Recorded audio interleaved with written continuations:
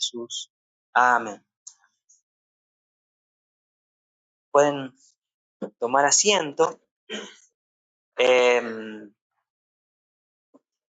Vamos al texto que le quiero compartir hoy día. Está en el Salmo 103. Así que si lo quiere buscar mientras tanto, Salmo 103. Vamos a leer del versículo 1 hasta el 14. ¿Sí?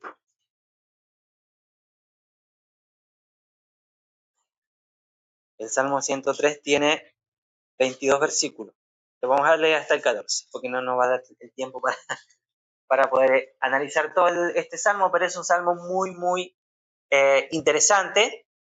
Quizás lo haya leído reiteradas ocasiones porque es conocido. Y el título de este salmo es El amor y la misericordia de Dios. Aquí el salmista va a tratar de resaltar o destacar a través de estas palabras que él escribió en este salmo, esto de Dios, estas características de Dios, el amor y la misericordia de Dios. Y dice así el salmo, versículo 1 en adelante, del Salmo 103. Este es un salmo de David. Dice: bendice alma mía a Jehová, y bendiga todo mi ser su santo nombre. Bendice alma mía a Jehová, y no olvides ninguno de sus beneficios. Él es quien perdona todas tus iniquidades, el que sana todas tus dolencias, el que rescata del hoyo tu vida, el que te corona de favores y misericordias, el que sacia de bien tu boca, de modo que te rejuvenezcas como el águila. Jehová es el que hace justicia y derecho a todos los que padecen violencia. Sus caminos notificó a Moisés, y a los hijos de Israel sus obras. Misericordioso y clemente es Jehová, lento para la ira y grande en misericordia. No contenderá para siempre, ni para siempre guardará el enojo. No ha hecho con nosotros conforme a nuestras iniquidades, ni nos ha pagado conforme a nuestros pecados. Porque como la altura de los cielos sobre la tierra, engrandeció su misericordia sobre los que le temen. Cuanto está lejos del oriente del occidente, hizo alejar de nosotros nuestras rebeliones. Como el Padre se compadece de los hijos, se compadece Jehová de los que le temen. Porque Él conoce nuestra condición, se acuerda de que somos polvos. Bien, interesante, bonito salmo, pero vamos a tratar de ir analizando este salmo, de ir desglosándolo, no versículo tras versículo, pero la mayoría de ellos. ¿Sí? Este salmo no conocemos, como dice ahí, la circunstancia en la que fue escrito este salmo, porque el salmo no lo detalla, no lo especifica, pero dado que David era un hombre que conoció la gracia y la liberación de Dios, muchas veces pudo haber sido escrito en alguna situación en particular de David. No se sabe cuándo y en qué momento se escribió, pero sí de alguna otra manera aquí el David describe a grandes rasgos y hace alusión a estas características de Dios, de su misericordia y de su amor. Ahora, Spurgeon decía lo siguiente: deberíamos atribuirle a sus últimos años, cuando tuvo un sentido más elevado de la preciosidad del perdón, debido a un sentido más agudo del pecado que en sus días de su juventud. Yo estoy bastante de acuerdo con lo que dice aquí Spurgeon. Yo creo que este salmo pudo haber sido escrito prácticamente casi no sé si en los últimos años, pero sí en una etapa ya de madurez del rey David, porque me da a entender cuando leemos este salmo que él recuerda muchas cosas de parte de Dios, que vivió y experimentó en su propia vida. ¿Sí? Hay una trayectoria en el fondo de lo que él habla en este salmo, que lo vamos a ir analizando. Este salmo es quizás el canto de alabanza más pura, más perfecto que se encuentra en la Biblia. Muchos autores creen que este era un cántico que David hacía. Conocemos su faceta de músico de David, ¿sí? Que tocaba instrumento y que sabía cantar. De esa manera también apaciguaba, ¿Se acuerdan el espíritu de Saúl cuando lo atormentaba un espíritu? Entonces, quizás este es uno de los cánticos más hermosos que David pudo haber escrito en la Biblia. Y el autor comienza en los dos primeros versículos y finaliza en el último versículo, también en el versículo 22, con un llamado personal para alabar o bendecir el nombre del Señor. Entonces, ¿qué es lo que hace David cuando comienza en el Salmo? Versículo 1, bendice alma mía a Jehová. Después sigue diciendo, bendice alma mía a Jehová y no olvides ninguno de sus beneficios. Entonces, él después comienza a desglosar estos beneficios, que lo vamos a ir analizando en todo el Salmo, y termina en el versículo 22, nuevamente animándose a sí mismo o dándose una orden de manera personal, finaliza, bendice alma mía a Jehová también, en el último versículo. Ahora, vamos a analizar solamente 3 estrofas de este hermoso cántico del salmista. La primera estrofa que vamos a analizar va del versículo 1 hasta el 5. ¿Sí? Esto es lo que nosotros conocemos aquí, alabanza por bendiciones personales. Versículo 1 al 5. Lo primero que él dice, en el versículo 1, dice, bendice, alma mía, a Jehová. ¿Sí? Esto es un automandato que él mismo se da. David bendice a Jehová. Alaba. La palabra bendecir es alabar. Entonces lo que David está diciendo, tengo que alabar a Dios. ¿Pero por qué tengo que alabar a Dios? Y él dice, bendice nuevamente el versículo 2, dice, alma mía Jehová, y no olvides ninguno de sus beneficios. Ahí está. Y él comienza a desglosar en los versículos subsiguientes estos beneficios, que vamos a ir analizando. O sea, David entendía que la verdadera adoración a Dios era algo profundo que salía del interior de su corazón. ¿Sí? No se trataba solo de una adoración externa, con expresiones externas, ¿no es cierto? Sino que era algo real del corazón.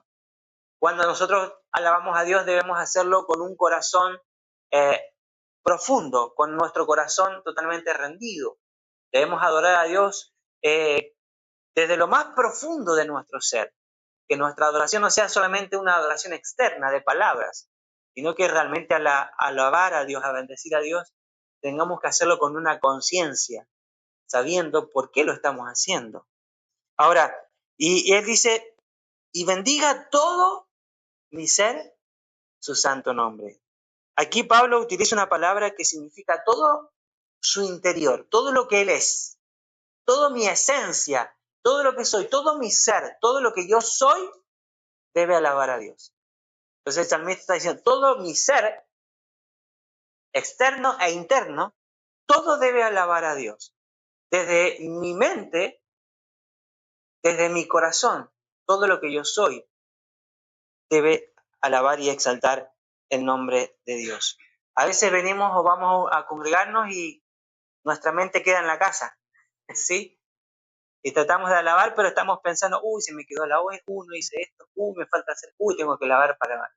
Y no podemos alabar a Dios con todo nuestro ser, porque nuestra mente no está en el lugar. Quizás estamos físicamente, pero nuestra mente está en otro lado, pensando otra cosa. Entonces lo que el salmista está diciendo, todo mi ser debe alabar a Dios. Cuando vamos a alabar a Dios, debo alabarlo con todo, con mi corazón, pero también con mi mente ahí, donde estoy, siendo consciente que debo alabar el nombre del Señor. Y el versículo 2 dice, no olvides.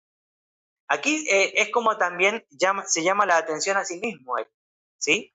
Porque nosotros tenemos la tendencia, humanamente hablando, a olvidarnos pronto de las cosas, sobre todo cuando vamos llegando a cierta edad. Es todavía más, ¿no es cierto?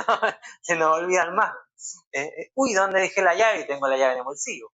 Sí, nos suele pasar. O, por ejemplo, a veces nos pasa, ¿no vieron los lentes? Los tengo aquí en la cabeza. Y nos olvidamos. Cuando vamos llegando a cierta edad, nuestro cerebro comienza a funcionar un poco menos que antes, ¿sí? No va como lo utilizábamos antes. Entonces, tendemos a olvidar. Y somos fáciles de olvidar las cosas. A veces somos fáciles de olvidar, nos olvidamos de cosas importantes en la vida, ¿sí? A veces nos olvidamos de algún cumpleaños, ¿sí? Nos olvidamos de algún aniversario, y eso puede ser catastrófico, ¿no? Sí. Eso puede ser como una bomba de Hiroshima, ¿viste? Entonces, esas cosas no se puede olvidar. Aún si en esas cosas quizás no puede pasar, porque somos humanos, nuestra mente a veces es muy sensible, nuestra memoria a veces no está al 100%, David decía, no, uno no puede olvidarse de los beneficios de Dios. Por lo tanto, esta alabanza hacia Dios debe ser por razones racionales, o sea, no sobre la base de una mera emoción, ¿sí? O sobre un entusiasmo. Nuestra adoración a Dios no debe ser basada en nuestras emociones, porque somos seres muy emocionales. Un día estamos allá arriba y al otro día quizás amanecemos abajo. Entonces, mi adoración a Dios tiene que ser una adoración constante, independiente de mis emociones, porque Dios sigue siendo el mismo. Dios no cambia. Su misericordia sigue siendo nuevas cada día, cada mañana. Su amor para conmigo nunca va a cambiar, es inalterable. ¿Sí? Ahora, que yo sienta que a mí, por mis emociones, que Dios quizás me esté amando más o menos, es distinto. Pero mi adoración a Dios tiene que ser totalmente racional, sin emociones. Debo adorar a Dios por lo que Él es, ¿sí? No por lo que yo pueda estar sintiendo. Entonces, la verdadera adoración a Dios se basa en nuestra racionalización de quién Él es, Dios, no por lo que nosotros creemos o pensamos en el momento, dándole lugar a estas emociones. Lo primero que el salmista está exhortando a alabar a Dios por estos beneficios. ¿Cuáles son estos beneficios? Que lo vamos a ir analizando, son 6, que él empieza a desglosar. Dios perdona todos nuestros pecados, sana nuestras dolencias, libra su vida del sepulcro, nos colma de su amor y ternura, dice misericordia, dice la Valera. Hay otras versiones que traducen misericordia por amor o bondad, ¿sí? Y nos satisface con todo lo mejor y nos rejuvenece. Esas son las 6 que vamos a ir analizando. Ahora, él empieza a decir lo primero que él dice en el versículo 3, él dice, Él es quien perdona todas tus iniquidades. O sea, lo dice alguien que se equivocó muy feo, ¿sí? Y se equivocó muy grande. Entonces, ¿qué es lo que primero que motiva a David a alabar a Dios? Es el perdón de sus pecados. Es lo primero. ¿Por qué? Porque es la seguridad y la tranquilidad de saber que es Dios quien nos perdona por su misericordia, no por lo que nosotros podamos llegar a hacer, ¿sí? De hecho, cuando Pedro va, ¿no es cierto?, en Hechos capítulo 10, a la casa de Cornelio, él dice que este Dios, hablando de Jesús, de este dan testimonio todos los profetas, dice, que todos los que en él creyeren recibirán perdón de pecados por su nombre, ¿sí? Ahora, cuando se comprende la magnitud de nuestro pecado, ¿sí?, y la justicia de Dios, este perdón es una razón asombrosa para alabar y honrar a Dios.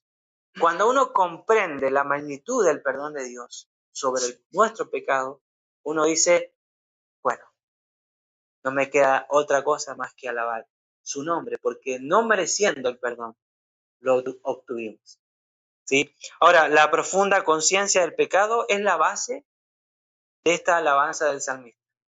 Lo primero que él dice, debo alabar a Dios porque Él es quien perdona mis pecados. Esa es la base de la conciencia que David tiene para alabar a Dios.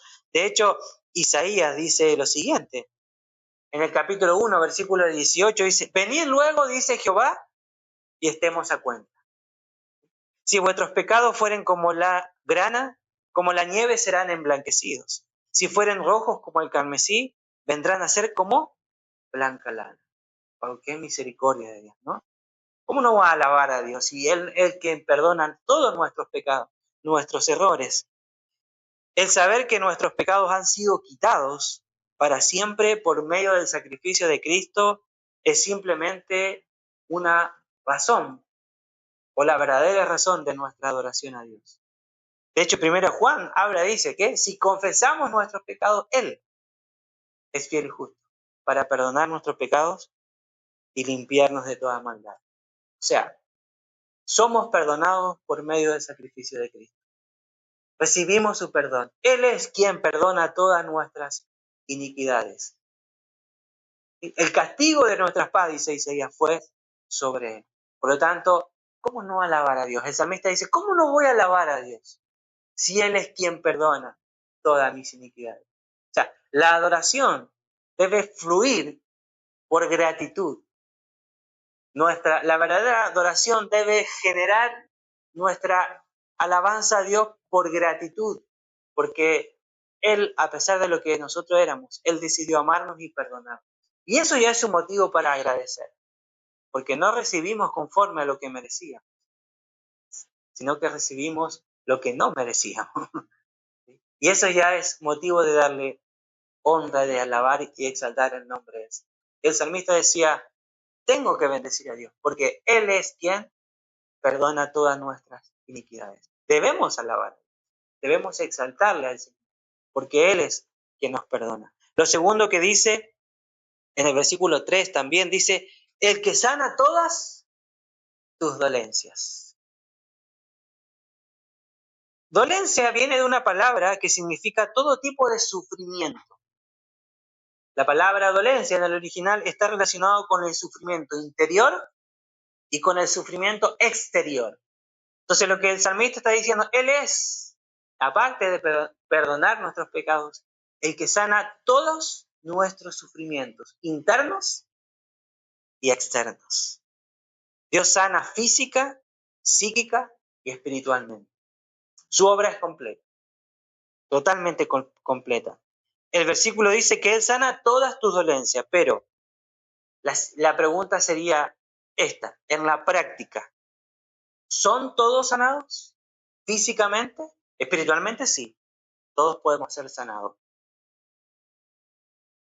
La pregunta es, ¿qué es lo que el texto está diciendo? Ahora, antes de responder esto, tenemos que considerar algunas observaciones con respecto a Dios, porque aquí estamos tocando un tema de sanidad, la sanidad divina, que es una de las características de Dios. En primer lugar, lo que tenemos que considerar para responder a esta pregunta, si Dios sana todas nuestras dolencias físicas, ahora, lo primero que tenemos que entender es que toda sanidad genuina es de Dios, ¿sí? Él es la fuente de toda sanidad.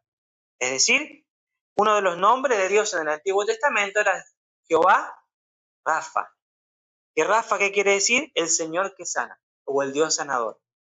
Por lo tanto, ¿Dios puede sanar toda dolencia física? Sí, Él lo puede hacer. Él tiene el poder para hacerlo. Segundo, el Señor puede sanar toda clase de enfermedad. No hay para Él ninguna enfermedad que sea imposible de sanar. Dios puede obrar. Dios puede sanar. Lo tercero es que el Señor puede sanar mediante el uso, a veces, de las medidas medicinales. Dios puede obrar, pero también Dios puede sanar de una manera milagrosa e instantánea. Dios puede obrar de esa manera. Tenemos muchos testimonios de personas que han sido sanadas de diferentes enfermedades, cáncer, ¿no es cierto? Y otros tipos de tumores, ¿no? Lo cuarto que tengo que considerar es que cuando Jesús estuvo en el mundo, Jesús estuvo aquí en la tierra, Él sanó a todos los enfermos que le llevaron. De hecho, Mateo, capítulo 8 habla, dice, y Jesús sanó a todos los enfermos. Y cuando Él estuvo, Él liberó y sanó a muchas personas. Ahora, ¿cuál es el propósito de la sanidad? El propósito de la sanidad es, primero, confirmar el poder de Dios, que Dios tiene poder para sanar. Cuando el paralítico, hoy en el capítulo 5 de Lucas, el paralítico estaba ahí y Jesús le dice, ¿qué quieres que te haga? Y él le dijo, Señor, si quieres, puedes sanarme. Y Jesús que le dijo, sí quiero, sé sano. Entonces, Dios tiene poder y autoridad para poder sanar cualquier enfermedad. Lo segundo es que Él, a través de la sanidad, Él confirma su amor cuando lo hace. Porque cuando Jesús se acerca y le dice al leproso, ¿no es cierto?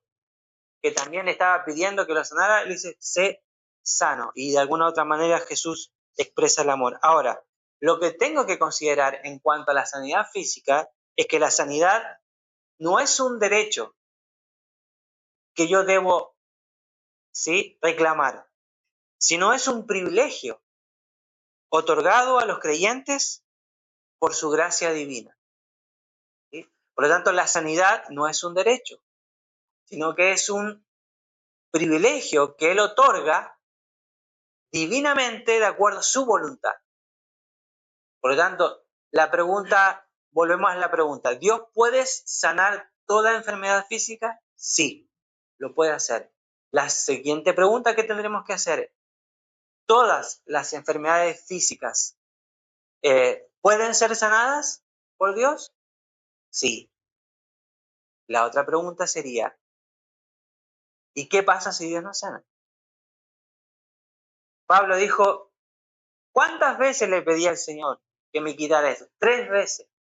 Y Él que me respondió, bástate de mi gracia, porque mi poder se perfecciona en la debilidad. No todas las enfermedades físicas van a ser sanadas, porque tenemos que entender que esto es una voluntad de acuerdo a los planes y propósitos de Dios. Dios decide cómo, cuándo hacer eso. Por lo tanto, no es un derecho, sino es un privilegio. Y cuando Dios lo hace, Él debe ser exaltado. Sí, el salmista pudo haber experimentado y experimentó que Dios sanó algunas dolencias físicas, pero también dolencias espirituales que él tuvo que vivir y atravesar. Sí, Dios sí puede sanarnos a todos espiritualmente hablando. Toda dolencia, todo dolor que pueda haber en nuestro corazón, Dios lo sana, eso sí. Pero las enfermedades físicas, eso es un designio, ¿sí?, divino. Él decide cómo, cuándo hacerlo, ¿sí? Todo está dentro de su voluntad. De hecho, Santiago habla, ¿no es cierto? El libro de Santiago. ¿Está alguno enfermo? Ore. Búsquelo y ore para que Dios haga lo que Él tenga que hacer. Ahora, lo que el texto no está diciendo aquí es que el creyente puede reclamar la sanidad de toda enfermedad. No está diciendo eso el texto. Lo que el versículo me dice es que cuando un creyente es sanado, es la misericordia de Dios. Y Él debe ser reconocido con nuestra gratitud a través de la alabanza y a través de la adoración. Cuando Dios hace un milagro y sana, eso es la misericordia y el amor de Dios expresado en la vida de esa persona. Él hace como Él quiere y decide hacer.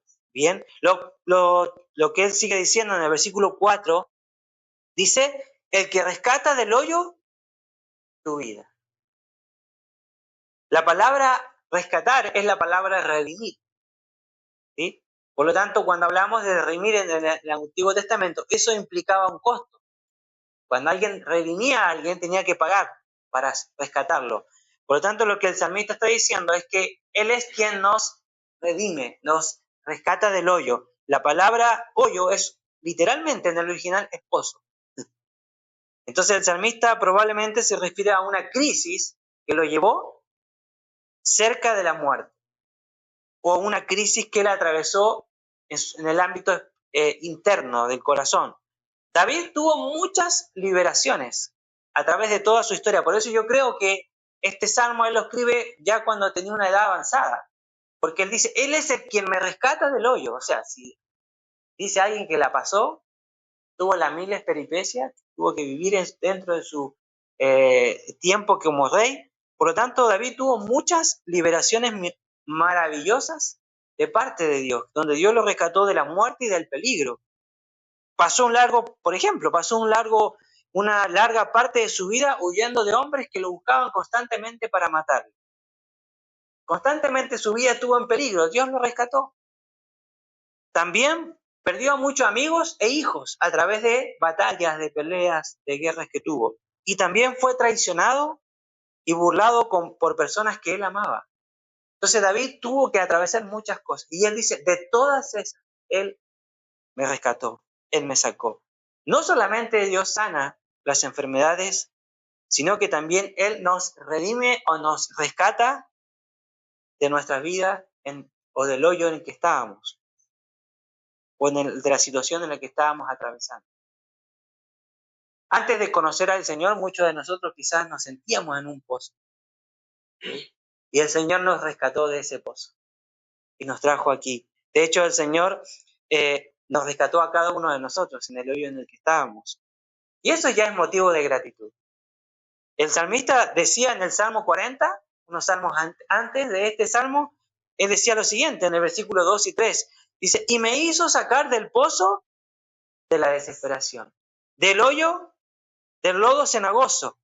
Dice, puso mis pies sobre peña y enderezó mis pasos.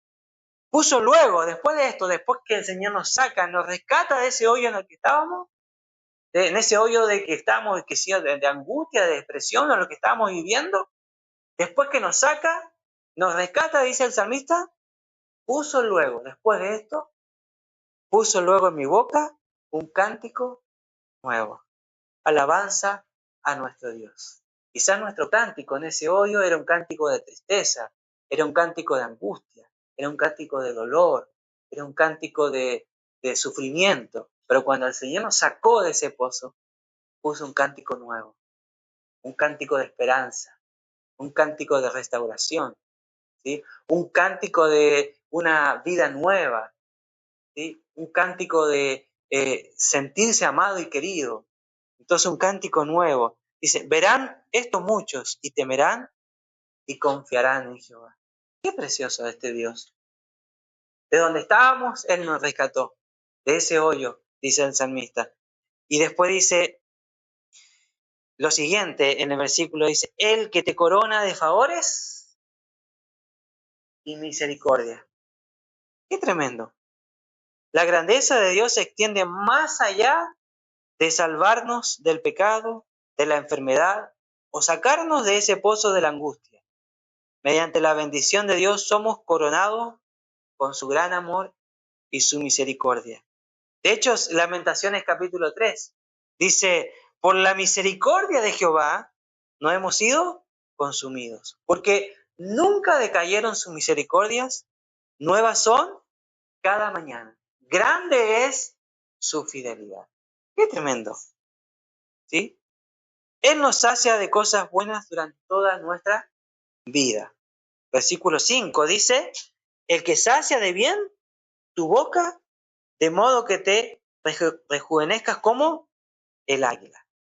Él, y solo Él, ¿sí?, puede satisfacer las necesidades profundas y responder a los ilimitados deseos del alma. O sea, fuera de Dios, las necesidades del alma nunca pueden ser satisfechas. Porque dice aquí, Él es el que sacia, ¿sí?, de bien tu boca. O sea, la única forma en que el hombre, o el único lugar en donde el hombre pueda encontrarse y sentirse completamente pleno, satisfecho, es en Cristo. No hay otra forma. De hecho, Isaías 58, versículo 11 dice, Jehová te pastoreará siempre. En las sequías saciará tu alma y dará vigor a tus huesos, y serás como huerto de riego y como manantial de aguas cuyas aguas nunca faltan. Solo Dios puede satisfacer plenamente el corazón del hombre. No hay nada que pueda saciar esa hambre y esa sed que el hombre pueda tener. No hay nada en la tierra que pueda hacer. Nada. Nada que la sociedad, el mundo te pueda ofrecer para que puedas saciar esa sed y ese hambre que hay en el corazón del hombre. Nada. Solamente Dios puede llenarlo, porque el hombre sin Jesucristo, sin Dios, está incompleto. Solo Dios, por medio de la obra de Cristo en la cruz, puede llenar el vacío de nuestro corazón. Solo Dios en nuestras vidas, sin Dios en nuestras vidas estamos incompletos. Nada en esta vida puede saciar nuestra sed espiritual. Solamente Él la puede saciar. Y aquí hemos visto algunas de las características o de los beneficios que el Señor nos da y que el salmista está destacando aquí.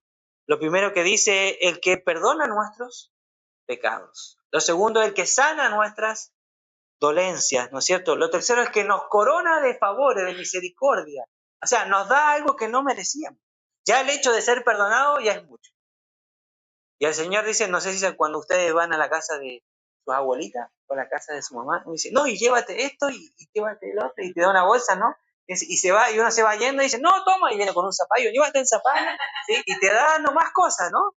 Y uno dice, me voy porque si no me llevo como 3 bolsas de cosas. Bueno, uno así, cuando viene el Señor le dice, toma, te traigo perdón, toma, pero también te doy, ¿sí? Sano tus dolencias. Y también te corono de favores. Y también, y te doy más. Y uno dice, no, basta, no merezco esto, no me merezco. Y el salmista dice, Dios me dio más de lo que me decía. Entonces, lo único que me queda es alabar. Por eso, bendice alma mía a Jehová. Y no te olvides ninguno de sus beneficios. A veces creemos que tenemos el derecho de todas las cosas. No, no tenemos derecho a nada. Nuestro único derecho es la condenación, nada más, porque lo merecemos. Entonces el salmista dice, bueno, Él es el que te corona de todos estos favores, de misericordia, de amor. Y eso es lo que está diciendo en estos primeros versículos. La segunda estrofa que vamos a ir a ver es la que va del versículo 10 al 11. Y dice, el amor y el perdón de Dios. Aquí el salmista comienza a destacar un poquito más esta característica de Dios. En esta sección, el salmista recalca la gran misericordia de Dios. Porque él dice en el versículo 8, ¿cómo dice? Misericordioso y clemente es Jehová, lento para la ira y grande en misericordia, dice. La misericordia de Dios se demuestra en que Él no nos da conforme a lo que merecemos. Ahí se demuestra ya automáticamente la misericordia de Dios. El salmista dice, porque Él es misericordioso y clemente, lento para la ira, pero grande en misericordia. ¿Y cómo se demuestra el amor y la misericordia de Dios? Que Él no nos da conforme a lo que merecemos. Nos da mucho más de lo que a veces no merecemos. Por lo tanto, la misericordia de Dios, dice, Santiago también habla de esto, capítulo 5, y dice que tenemos un Dios que es misericordioso y clemente es Jehová, lento para la ira, vuelve a repetir lo que dice este salmo, y grande misericordia. La pena de nuestros pecados fue pagada por otro en la cruz, por medio de Cristo. O sea, alguien pagó nuestra deuda, y no fuimos nosotros, sino que fue Cristo.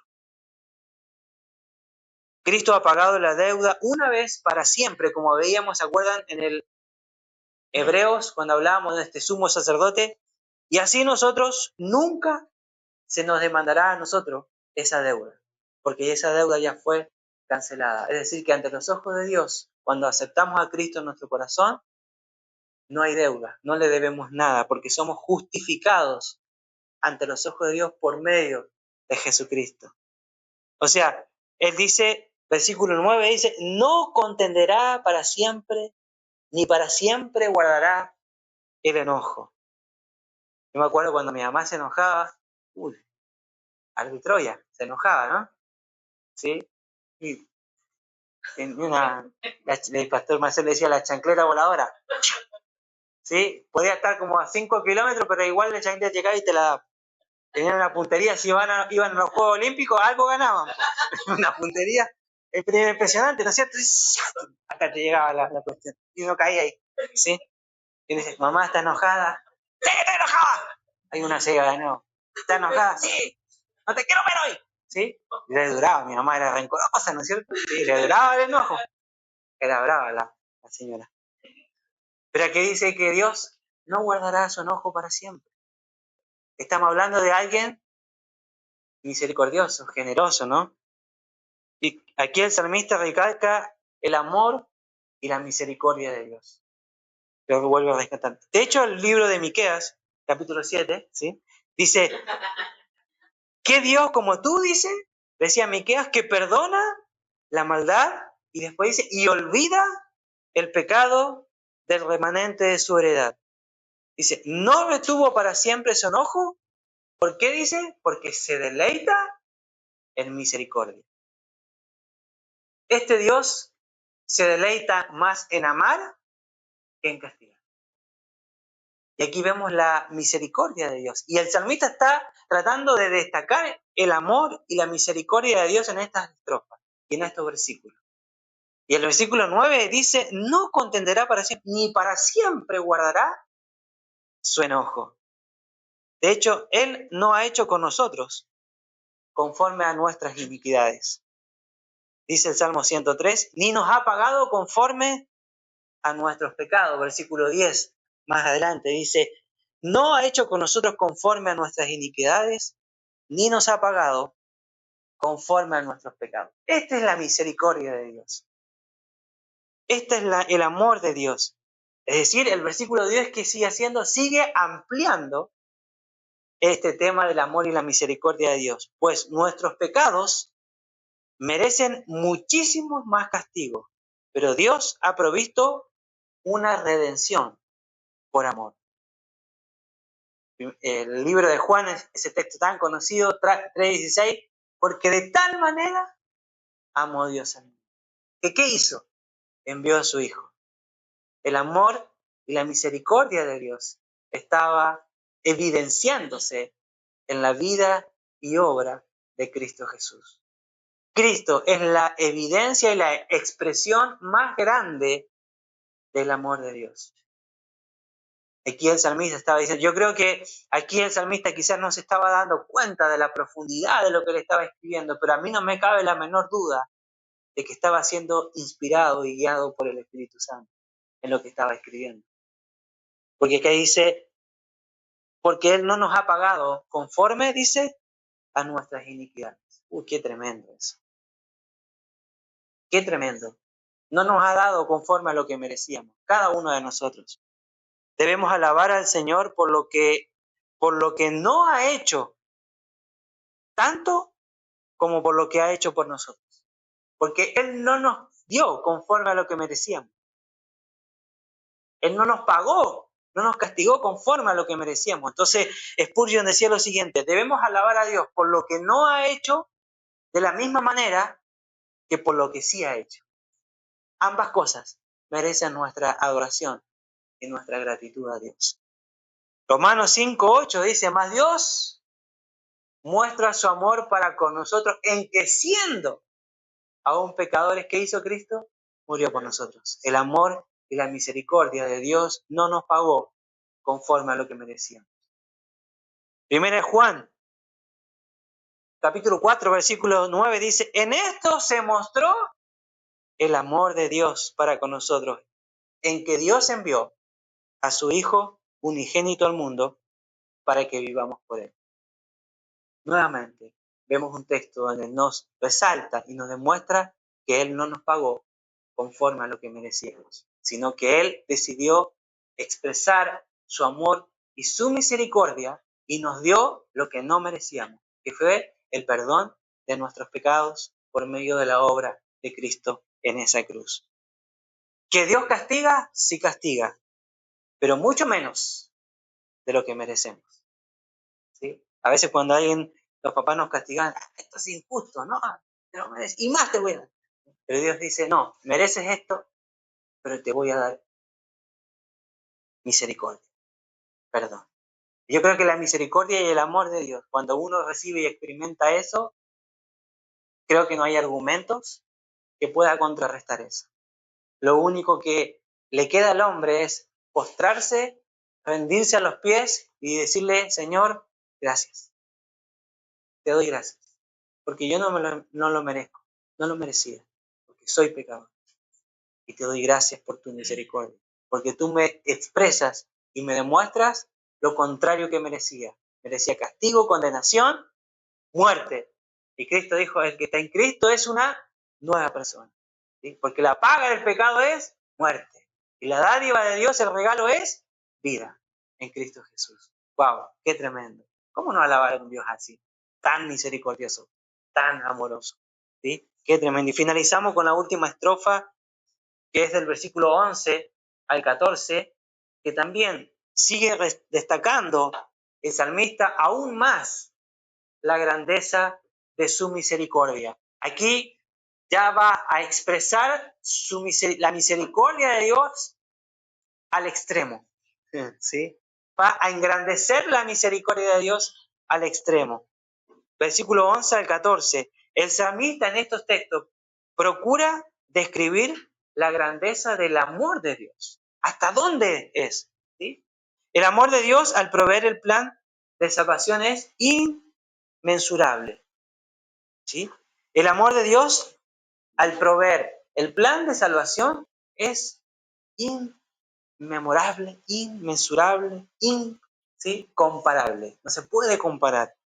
Porque si pudiéramos medir la distancia, dice, de los cielos, dice el salmista, tendríamos entonces la idea de la magnitud de la misericordia de Dios. Porque el versículo 11 dice, porque como la altura de los cielos sobre la tierra, engrandeció su misericordia sobre los que le temen.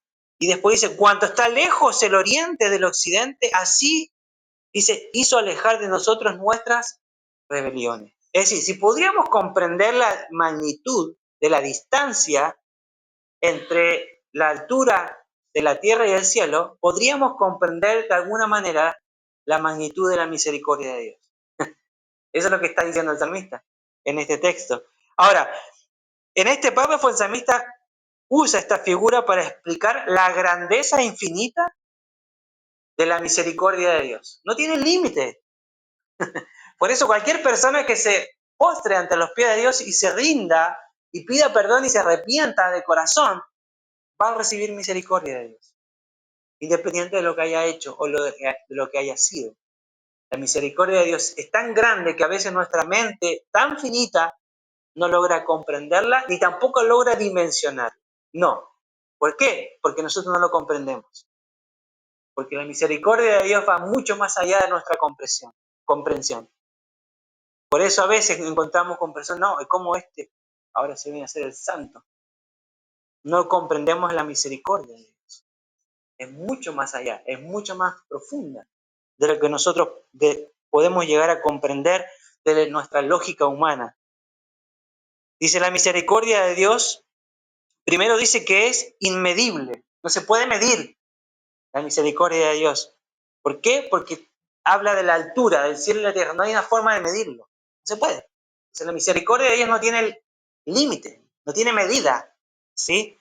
Ahora, la misericordia de Dios es sin explicación y sin medida sobre los que le temen. Dice, cuanto está lejos el oriente del occidente. O sea, es mucho más grande que decir cuanto está lejos el norte del sur. De esa manera, Dios hizo alejar de nosotros nuestras rebeliones. Qué tremendo. O sea, desde la verdad, si analizamos la forma de la Tierra, ¿sí?, que es redonda, el oriente y el occidente nunca se van a poder encontrar. No hay forma en que se puedan encontrar. Entonces lo que Dios está diciendo, y es así como Dios ha quitado todos nuestros pecados. Yo soy el que borro, dice Isaías, tus rebeliones, por amor de mí mismo, y no me acordaré más de tus pecados. Wow. Cuando está lejos el oriente del occidente, de esa manera es el amor de Dios y la misericordia.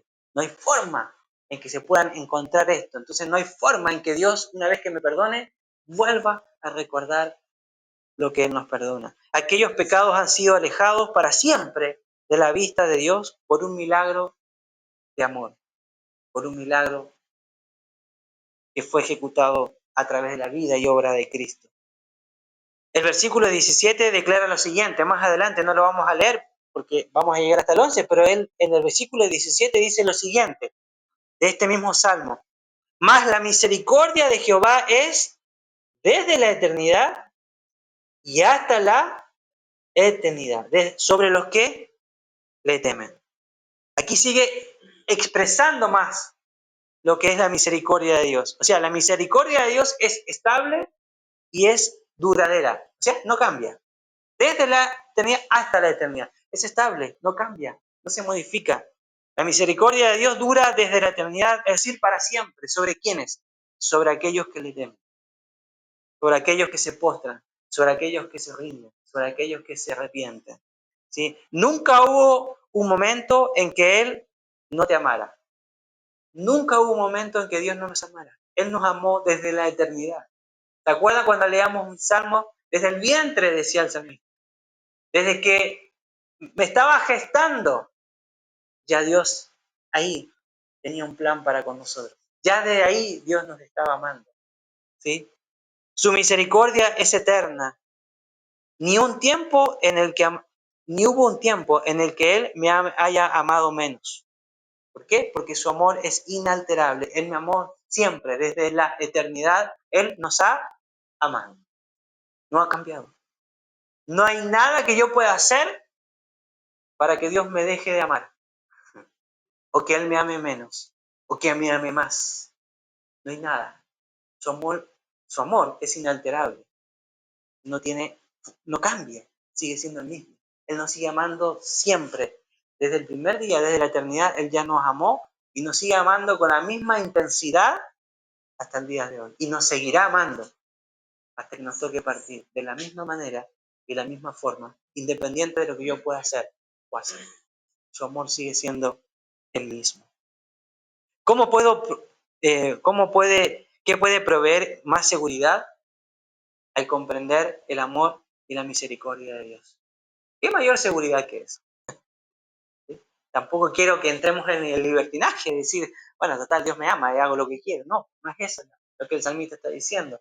Que a pesar de, decía el salmista, Dios me siguió amando de la misma manera. Hermanos, el apóstol Pablo, cuando entiende el amor de Dios, Pablo habla del amor de Dios mucho.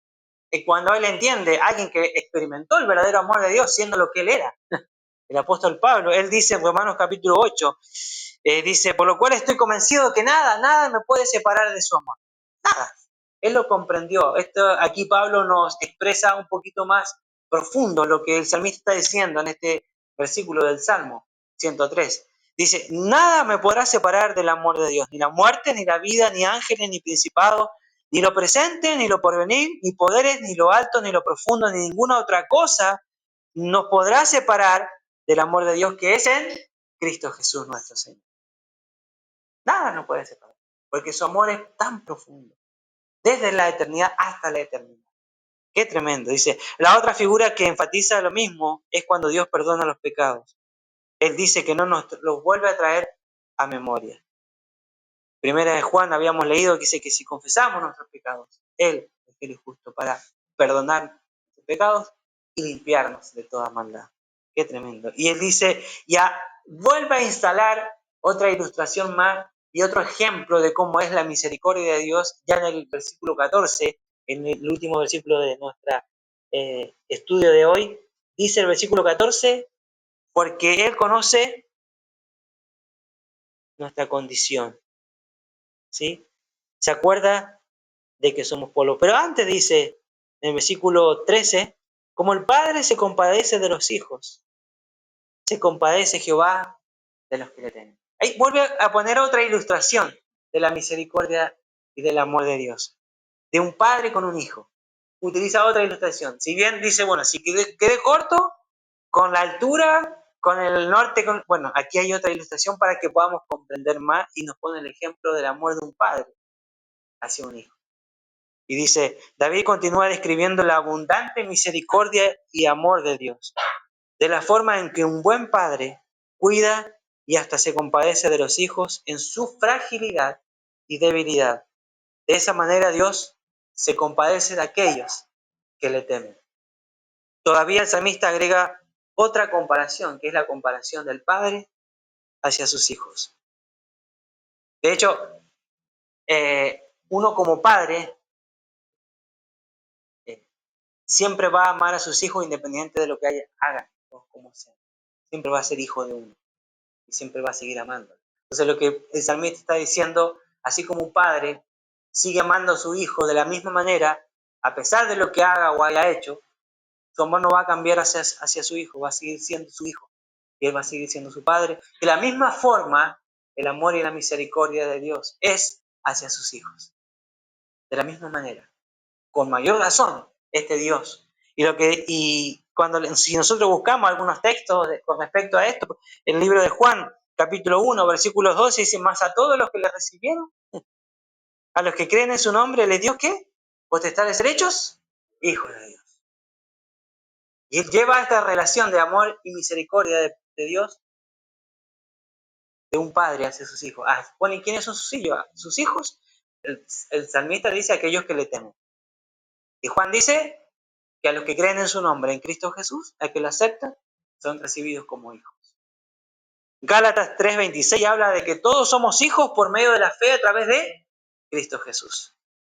Y 1 Juan 3, capítulo 3, versículo 1 dice, mirad cuál amor nos ha dado el Padre para que seamos llamados hijos de Dios. ¡Qué amor!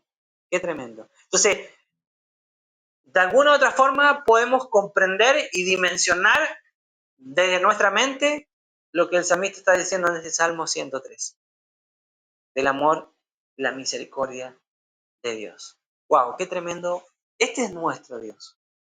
Tan misericordioso, tan generoso, que no nos da conforme a lo que merecíamos. Jesús siempre está dispuesto a perdonarnos. Su amor siempre está dispuesto a recibirnos.